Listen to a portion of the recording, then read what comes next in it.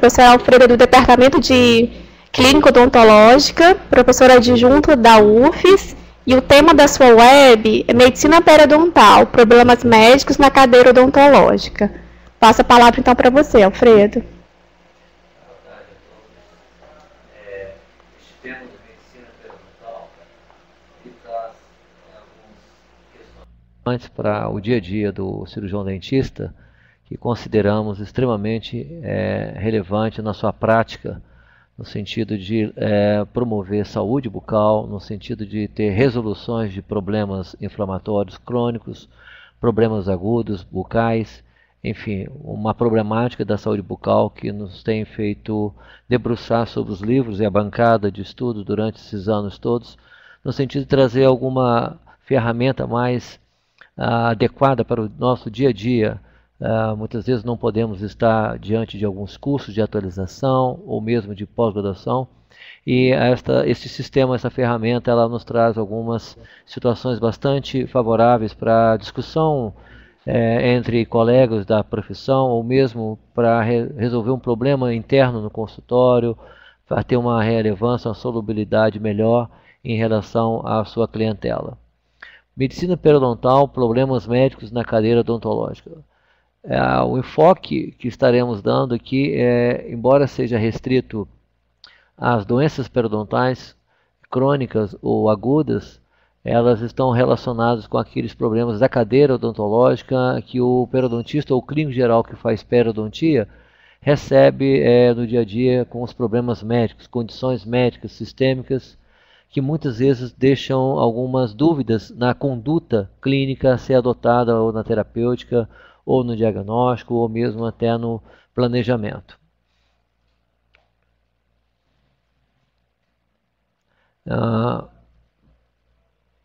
Próximo slide.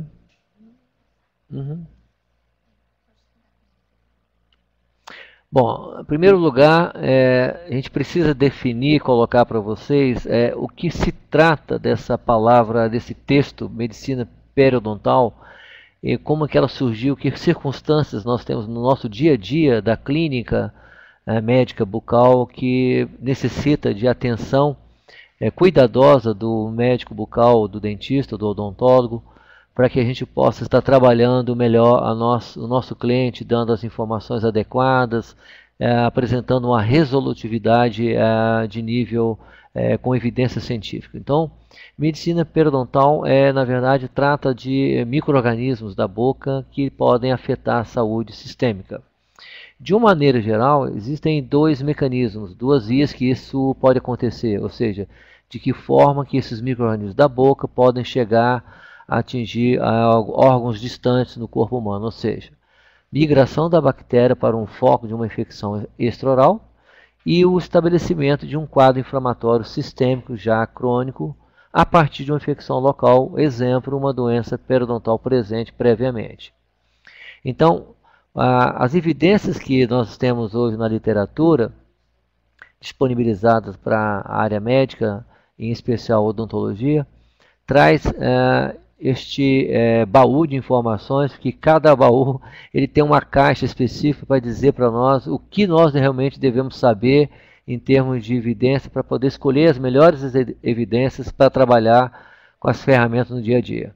Então, o princípio desse histórico foi feito muitos anos atrás, ele era chamado de foco de infecção, na verdade era chamada teoria da boca, né, onde a boca era um foco de infecção. Isso durante os anos 1890, 1921, o Dr. Miller, hoje o professor emérito da odontologia homenageado em Michigan, ele estabeleceu essa questão da infecção focal. Ou seja, a boca é um local de infecção quando ela tem uma enfermidade, e esta enfermidade ela pode levar a uma infecção à distância. E interessante isso que há anos se passaram e a primeira publicação da Academia Americana de Cardiologia e de Hemoterapia publicou na revista chamada Circulation em 1955, não tão distante, né, por um autor chamado Jones e seus colegas, onde a academia ela apresentou uma primeira publicação recomendando a prevenção da endocardite bacteriana após procedimentos odontológicos e do trato respiratório. Esta publicação ela veio satisfazer algumas exigências do passado, antes dessa data, para poder contribuir de forma decisória em relação à prática odontológica do dentista, ou seja, de que maneira que a boca realmente poderia estar contribuindo para atingir outros órgãos do corpo humano, sendo uma área mais restrita, uma área mais fechada. Então, a partir dos estudos de Miller e mais na frente, em 1996, pelo professor Steve Offenbach, na Carolina do Norte, ele publicou também a primeira evidência mostrando que uma boca, por exemplo, em relação à teoria da boca, uma infecção periodontal presente em mulheres grávidas, por exemplo, poderia comprometer o nascimento do seu recém-nascido, ou seja, esse recém-nascido poderia estar com baixo peso ou mesmo poderia ter um crescimento retardado, no sentido de vir à luz mais cedo, ou seja, menos de 39 semanas. E a partir de então, desse documento publicado em 1955 na Circulation, a Academia Americana de Cardiologia também tomou para si a importância de se dar ao dentista a relevância médica do ponto de vista de terapêutica e diagnóstico, como que a gente poderia estar adotando condutas mais eletivas, mais eficazes na nossa prática. E esta teoria da infecção focal, ela continuou por mais alguns anos, no sentido de uma ascensão de evidências, como vocês podem ver. Esta bacteremia, ela foi mostrando que as bactérias da microbiota bucal podem atingir vários órgãos. Aqui nós temos uma situação de definição de abscesso cerebral, sinusite, infecção ocular, pneumonias, úlceras gástricas, enfim, outras situações onde a bactéria pode estar trabalhando fora do seu sítio ativo. Neste diagrama nós temos aqui uma relação muito interessante que mostra a presença do órgão dente e do periodonto, mostrando como que uma infecção cárie ou como que uma infecção periodontal ela pode atingir a via sanguínea, e esta bactéria dentro desta via sanguínea, dentro desse sangue, ela pode ser distribuída e instalar em alguns órgãos, como aqui está mostrando o cérebro, o coração, o pulmão ou articulações. Isso aqui é importante porque é exatamente a partir dessa teoria focal, dessa bacteremia, que foram estabelecidos os primeiros estudos de endocardite bacteriana. Hoje nós já sabemos que uma bactéria chamada Streptococcus mutans, ela tem reação cruzada com alguns receptores do músculo cardíaco. E isso é importante porque na febre reumática as pessoas podem estar cometidas por infecções periodontais ou por infecções cárie, e pode haver uma transposição dessas bactérias do endocárdio com as bactérias da boca. Isso é importante na questão da terapêutica médica. Então, por muitos anos, nós fomos trabalhar com evidências mostrando que essas bactérias elas tinham uma reação cruzada. E isso é importante por causa da terapêutica médica. Outras coisas importantes que têm sido feitas ultimamente em relação à teoria focal são as bactérias do periodonto inflamado, chamadas das periodontites, que também tem uma relação muito estreita com as doenças cardiovasculares, com as doenças cardíacas congênitas, com as válvulas protéticas cardíacas, com as artérias coronárias. Muitos estudos têm feito mostrando uma associação, muito embora algumas associações não tenham sido fortes, algumas de evidência muito fracas. Por outro lado, nós temos agora alguns estudos mostrando nos últimos 15 anos a relação entre as periodontites crônicas também com as doenças pulmonares, no caso das DPOCs, doença pulmonar obstrutiva crônica. Tem sido analisado alguns alvéolos, alguns problemas pulmonares, onde a bactéria da boca está se instalando nesses locais, ou seja, fora do seu ambiente de vivência, de sobrevivência, que é a boca, que é a bochecha, que é o dorso da língua, que é o sulco gengival ou a face oclusal dentária, enfim. São os nichos chamados ecossistemas da boca, que elas sobrevivem e que estão sempre em comum acordo dentro de um equilíbrio.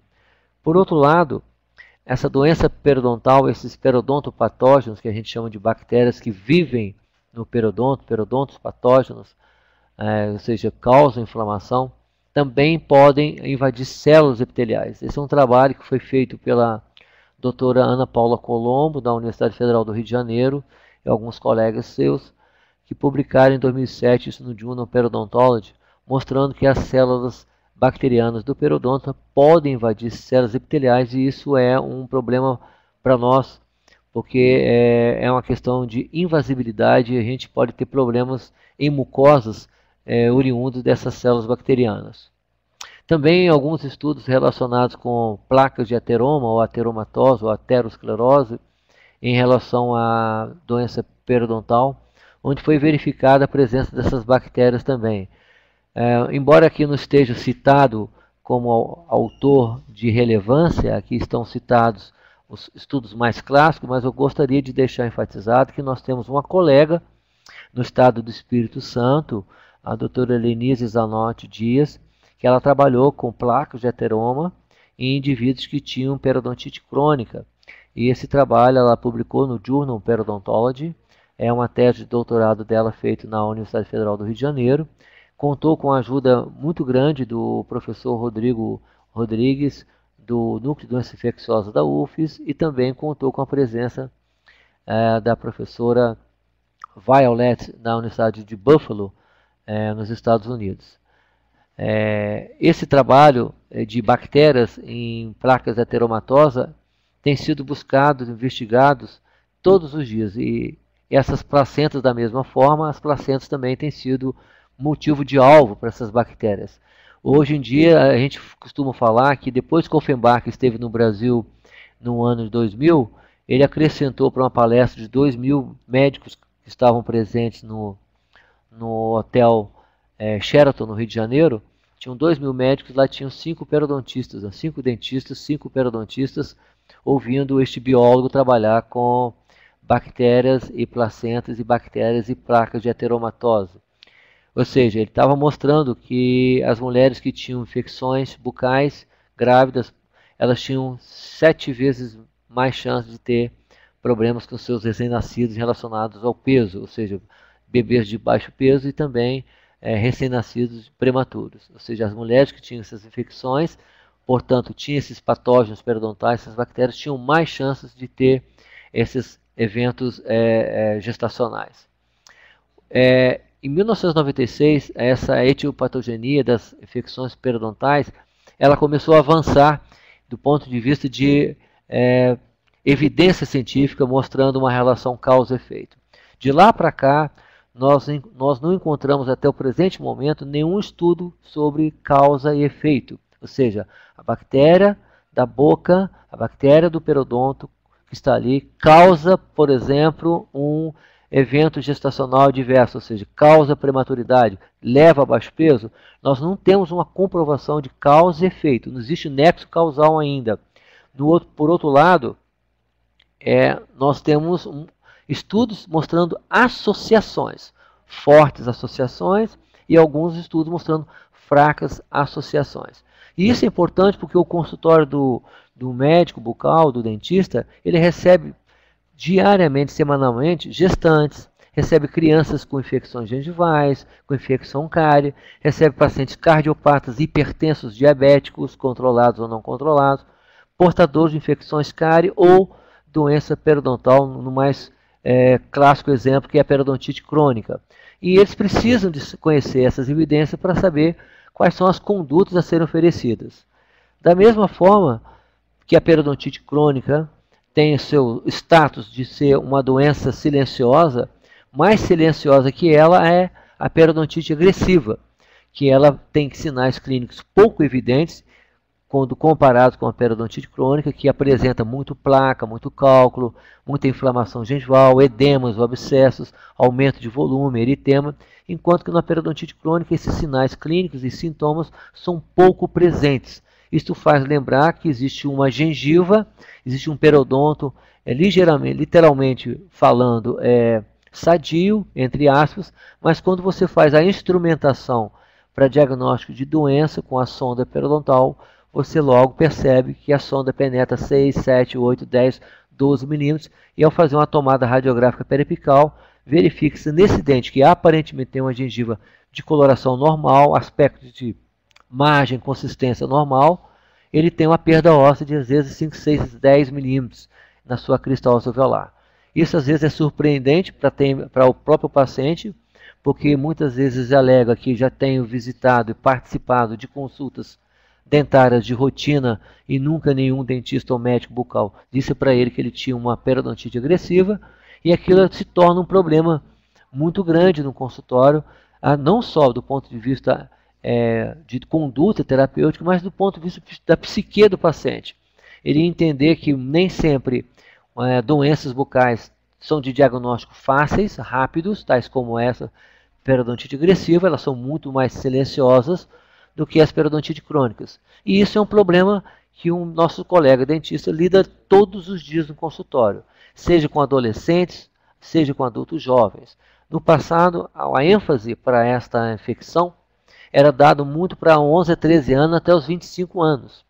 Mas de lá para cá, com a reformulação da classificação das doenças periodontais feita em 1999, publicada numa revista importante, chama Annals Periodontology, da Academia Americana de Periodontia, em 1999 o Dr. Gary Armitage esteve em Belo Horizonte, mostrando a nova classificação, mudando o paradigma que existia em relação a esta periodontite agressiva, que até então era chamada periodontite juvenil, e que só cometia adolescentes e adultos jovens, e que no passar dos anos nós estamos verificando que a periodontite agressiva hoje não tem nenhuma relação mais com a idade. Ela pode dar inclusive em idosos, pacientes com indivíduos com 60, 65 anos, e ela não respeita sexo, não respeita idade, não respeita sentimento religioso, não respeita cor, raça, ela é silenciosa como são as doenças cardiovasculares, traiçoeiras, assim como é o câncer, extremamente silencioso e quase não apresenta sinal clínico quando tem a sua magnitude instalada.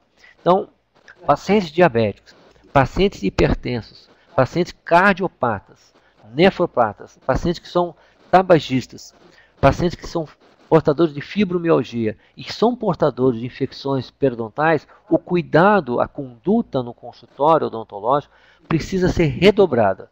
Esses pacientes exigem muito mais, chamados pacientes sistêmicos, do que os pacientes normopatas, ou seja, ausente de alguma condição sistêmica maior, mas que apresentam uma infecção bucal. Então, tratar boca é a mesma coisa que tratar coração. Tratar boca é a mesma coisa que tratar pulmão, é a mesma coisa que tratar cérebro, é a mesma coisa que tratar fígado e rim. Tem o mesmo peso, são órgãos que têm a mesma magnitude. E a outra maneira de expressar essa magnitude, eu gostaria de deixar isso aqui bem claro, que em todo o corpo humano, só existe uma região do corpo humano por milímetro cúbico que tem acima de 1000 células.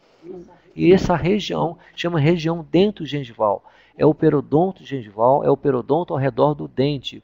Essa região é extremamente vascularizada, rica em células, rica em terminais proprioceptores e tem um conjunto de bactérias, hoje na cavidade bucal, acima de 700 bactérias hoje já que foram diagnosticadas pelo Pasteur e pelo David Dewhurst de Boston, no Forsyth Institute nos Estados Unidos.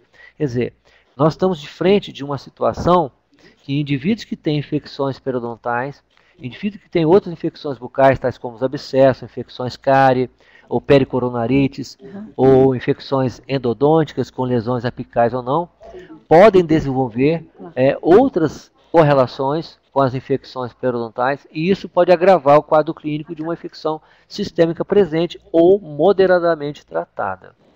Por isso que a relevância é muito grande para tratar gengiva, para tratar doença cárie, quando esses indivíduos têm condições sistêmicas presentes. Quais são as possíveis causas?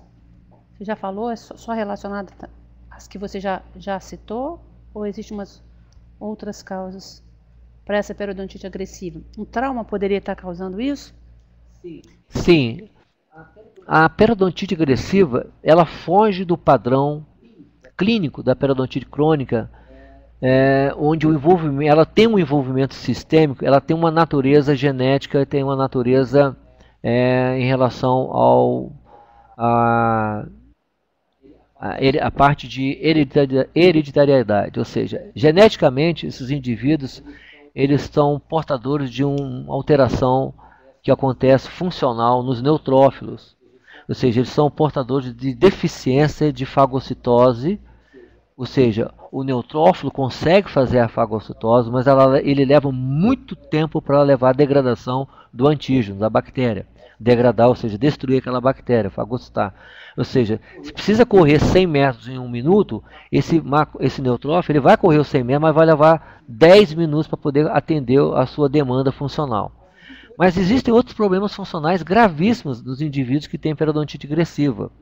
Eles geralmente têm uma base familiar, eles são defeitos gengivais que já vêm de pai para mãe com base genética, e tem também relacionada a duas outras células de defesa, os macrófagos e também os linfócitos. Os macrófagos, por exemplo, a quimiotaxia deles é reduzida, porque algumas bactérias desta periodontite agressiva conseguem produzir uma toxina extremamente potente e conseguem imobilizar esses macrófagos, diminuindo a sua ação no sentido de fazer a defesa ao redor do periodonto, no sentido de expulsar o agente agressor.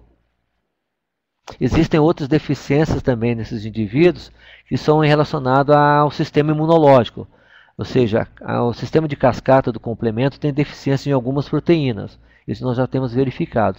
E que dentro das bolsas periodontais desses indivíduos, debaixo da gengiva, existe uma microbiota muito especial, extremamente, praticamente monobacteriana. O que predomina é um tipo de patógeno e geralmente o patógeno é o Agregatibacter setem-comitans, que é o predominante em quase que 100%, ou seja, cultura pura. Ou seja, comparando com a medicina sistêmica, seria fazer um paralelo. Os indivíduos que tinham tuberculose, ou seja, Mycobacterium tuberculosis, e os indivíduos que têm periodontite agressiva, ou seja, Agregatibacter setem-comitans. São dois monopatógenos trabalhando em lugares distintos, né, e que podem se correlacionar também. Então, é uma doença rara, é uma doença que tem uma prevalência em torno de 1 a 6% no mundo, né. Ela é de difícil diagnóstico mesmo, porque ela simula quadro clínico de gengiva sadia, mas que tem essas condições sistêmicas, genéticas e moleculares e microbiológicas diferentes da periodontite crônica.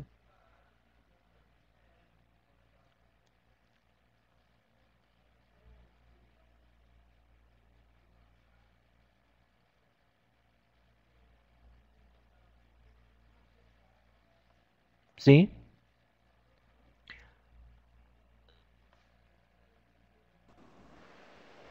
Pessoal, tem mais alguma pergunta, alguma contribuição para o professor Alfredo? Alfredo, trazendo agora para cá, os fatores socioeconômicos, pobreza e outros mais, pode estar relacionado à periodontite? Sim. Em relação aos fatores socioeconômicos, a literatura traz evidências fortes em relação à periodontite crônica. Em relação à periodontite crônica, nós temos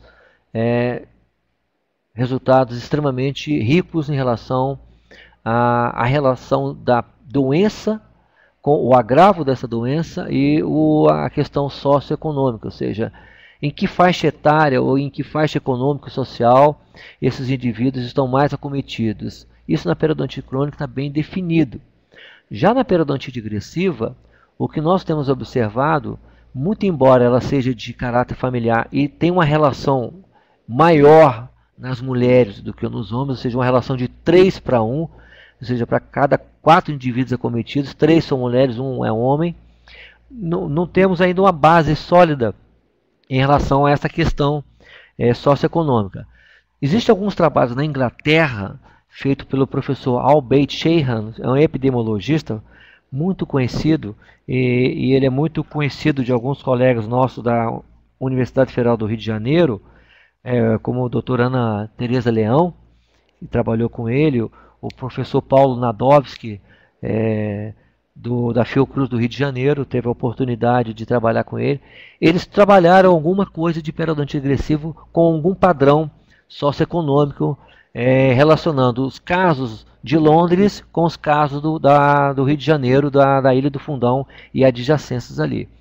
Lembro eu muito bem que esta relação socioeconômica para a questão do Rio de Janeiro era muito mais evidente, ou seja, a questão de número de salário mínimo, o valor agregado econômico de cada família que foi abordado, a questão de educação, quanto tempo de educação que estava sendo avaliado em cada indivíduo nesses grupos, mostrando que no Brasil, nessa faixa etária, de 11 a 13 anos até os 25 anos, existia um déficit educacional muito grande, ou seja, o investimento sobre a educação nesses jovens, nessas crianças e adolescentes, estava muito aquém dos mesmos indivíduos que estavam em Londres. Isso é muito interessante porque a renda per capita no Brasil, no Rio de Janeiro, nessa situação, ela era 10 vezes menor que a renda per capita em Londres. Ou seja, na época, o britânico tinha muito mais acesso à comunicação, muito mais acesso à sua alimentação, sobrevivência, do que o mesmo grupo no nosso continente, numa região específica ao redor da Ilha do Fundão.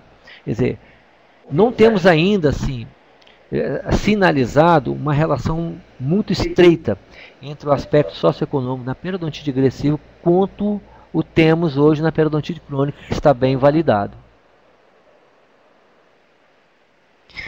Alfredo, temos uma pergunta do Ronaldo pelo chat. Ok. Existem evidências que comprovam o problema periodontal em pacientes portadores de diabetes? Sim. Isso é a sua pergunta fundamental. Existem duas grandes evidências que relacionam um tipo de infecção bucal que chama-se periodontite crônica com um tipo de infecção sistêmica. Esta relação é conhecida e já data de mais de 40 anos, que é a diabetes mellitus e a periodontite crônica. Tanto a periodontite crônica pode favorecer a progressão da diabetes, quanto a diabetes pode favorecer a progressão da periodontite. Ou seja, é uma via de mão dupla, ou seja, uma agindo sobre a outra. Esses estudos estão muito bem elaborados, muito bem construídos, os desenhos experimentais são bem sólidos, e nós temos no Brasil duas grandes universidades que trabalham com isso e que têm ganho notoriedade internacional, Ronaldo, que uma delas é a Universidade de Guarulhos, aqui em Guarulhos, São Paulo, que é a doutora Poliana Duarte e a doutora Magda Férez, que vem trabalhando com esse grupo de diabetes há cerca de 12 anos já, com estudos controlados, randomizados, relacionando a terapêutica periodontal com a redução da glicemia no diabetes. Ou ao contrário, o efeito da diabetes na doença periodontal. E esses estudos têm sido feitos associando antibióticos ou não antibióticos. Então, em primeiro momento, nós temos na literatura uma boa relação, boas evidências fortes entre periodontite crônica e diabetes. E a segunda relação que nós temos, comprovada na literatura, é a periodontite crônica com o tabagismo. Essas são duas enfermidades, duas infecções, onde tem uma boa relação, uma forte relação com infecção bucal. As infecções cardiovasculares, as infecções de prematuridade, as infecções pulmonares e outras dermatológicas, elas ainda não têm o valor agregado de valor de peso, peso de evidência, como tem a diabetes mellitus e o tabagismo. Ok?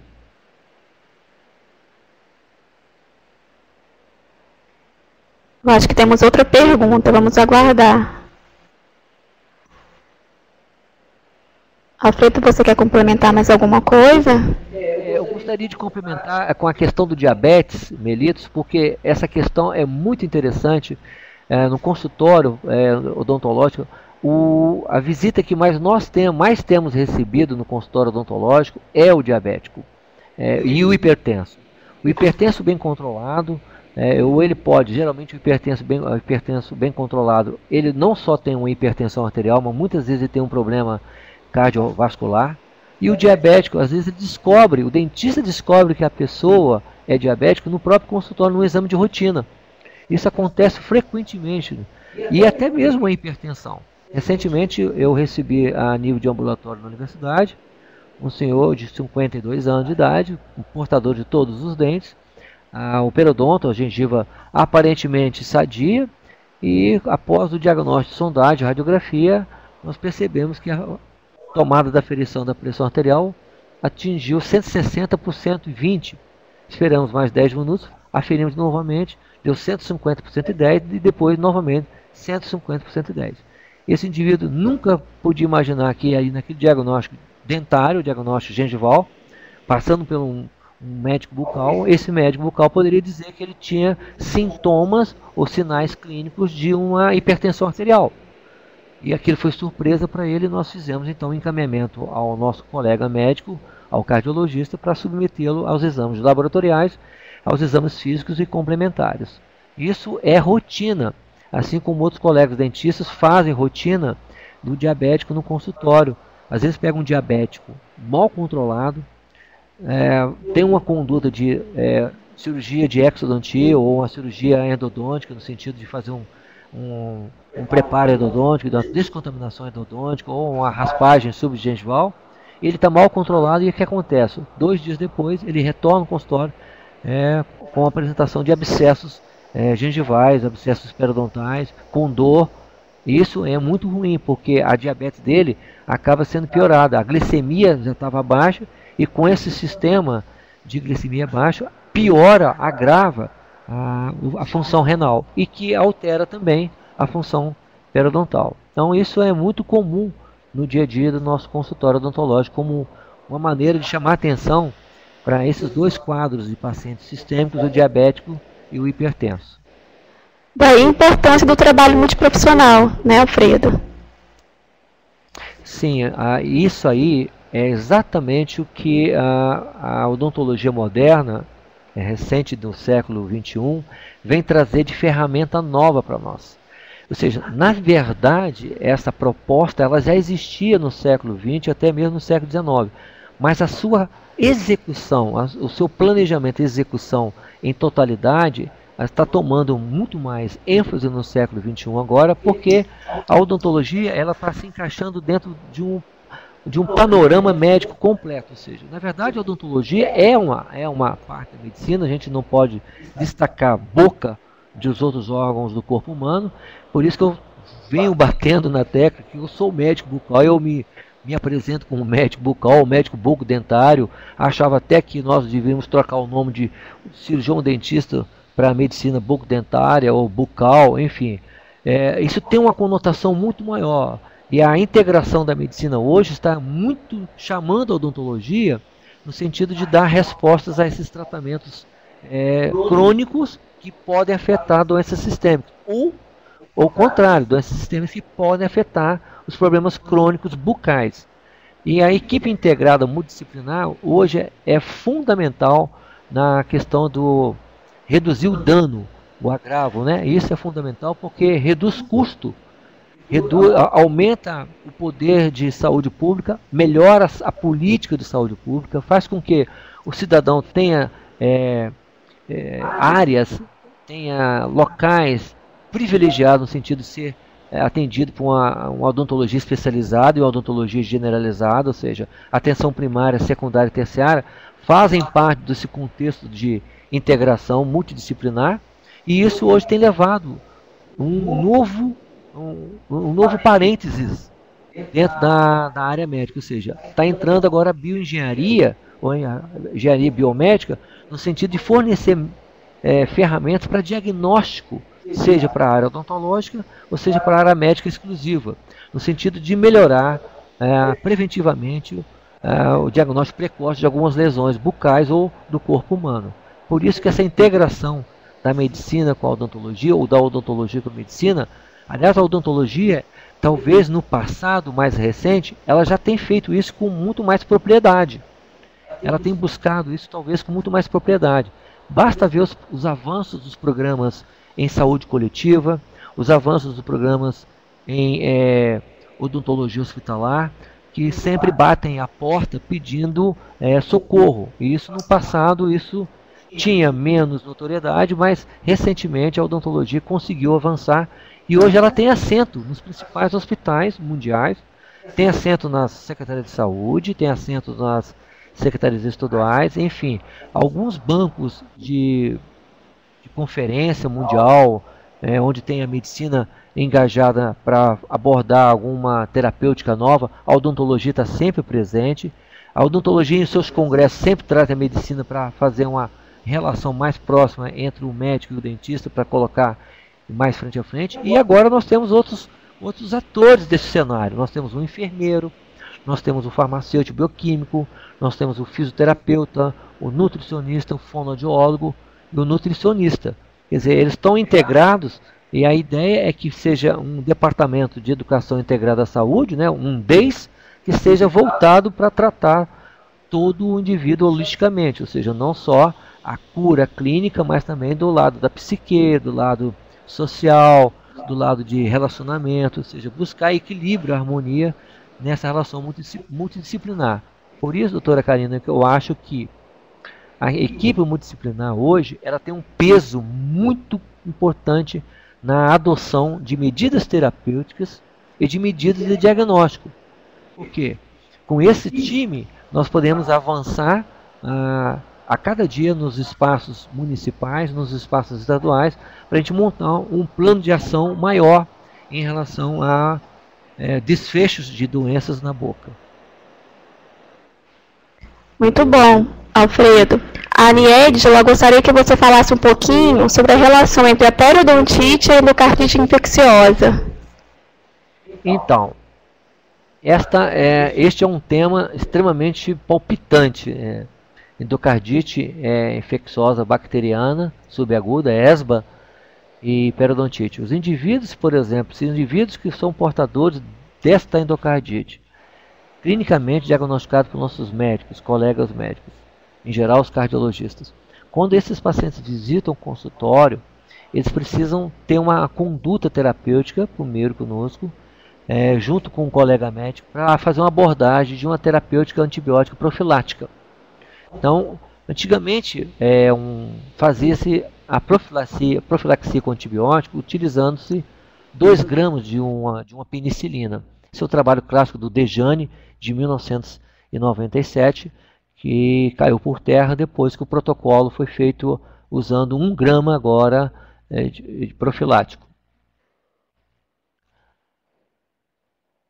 Então, nós estamos com esta conduta, ela precisa ser feita desta maneira, utilizando 1 grama de um regime profilático, para que você possa fazer a terapêutica e o diagnóstico. Mesmo se você fizer uma sondagem periodontal, você tem que administrar esse antibiótico profilaticamente para você evitar uma segunda bacteremia transitória. Bacteremia essa que pode ainda piorar, essa bacteremia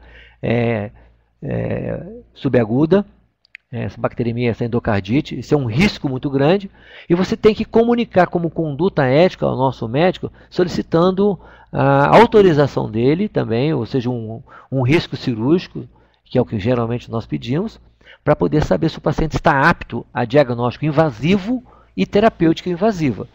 Então, se for fazer diagnóstico, lembrando, e faz a profilático, e se for fazer terapêutica, junto com o antibiótico que foi feito profilático, também se faz o antibiótico de caráter terapêutico. Em geral, a gente usa amoxicilina, com ou sem clavulin, 500 miligramas, 2 cápsulas, 2 comprimidos, 1 hora antes do procedimento odontológico, e mantém esse antibiótico 8 em 8 horas durante 7 dias. Isso tem sido o regime terapêutico. A endocardite é importante ressaltar aqui que muitas vezes o indivíduo, às vezes, nem sempre tem uma periodontite crônica generalizada instalada. Pode haver apenas um elemento dentário ou um sítio gengival instalado com inflamação ou com infecção. Isso é importante tomar esse conhecimento no próprio anamnese, no questionário anamnésico com o nosso paciente, ter esse diálogo, buscar esse banco de dados ali, que é importante para você tomar a sua decisão. Então eu acho que a endocardite ela já foi no passado motivo de muito alerta entre nós dentistas, ou seja, de muito perigo, sinal vermelho para muitas ações odontológicas que foram algumas negligenciadas, outras bem conduzidas, e graças a Deus aí tivemos nesse interface programas de educação feitos pelas associações brasileiras de odontologia, pelos conselhos regionais de odontologia, pelos sindicatos de odontologistas, trabalhando o dentista no sentido de ficar atento a essa infecção, essa endocardite, que é extremamente delicada e que nós temos que ter cuidado, cautela e paciência ao trabalhar esse paciente, inclusive paciente que já relata esse caso de endocardite em alguns períodos. Isso é importante, porque nem sempre toda endocardite bacteriana ela tem uma terapêutica médica importante, ela precisa de controle médico pelo cardiologista, e o dentista, como mais principal médico próximo do cardiologista, ele precisa estar atento para que essas infecções bucais não venham levar uma nova bacteremia, causando um problema cardíaco de grave suspeita clínica. Então, a mesma uma sondagem, ou seja, usando a sonda periodontal para diagnosticar a presença de bolsa, infecção periodontal, isso tem que ser feito com extrema recomendação e autorização médica. Por isso, que mesmo que esteja autorizado, nós temos que tomar a conduta de fazer uma profilaxia para evitar danos a esses indivíduos. Podemos finalizar, então? Bernadette, mais alguma consideração? Então, eu gostaria de agradecer ao professor Alfredo pela imensa contribuição, pela apresentação, foi ótimo, aos profissionais que estão nos assistindo, e lembrar que esta web ela pode ser acessada no site do Telesaúde Espírito Santo. Tá? Então, muito obrigada pela participação, tenham todos uma boa tarde.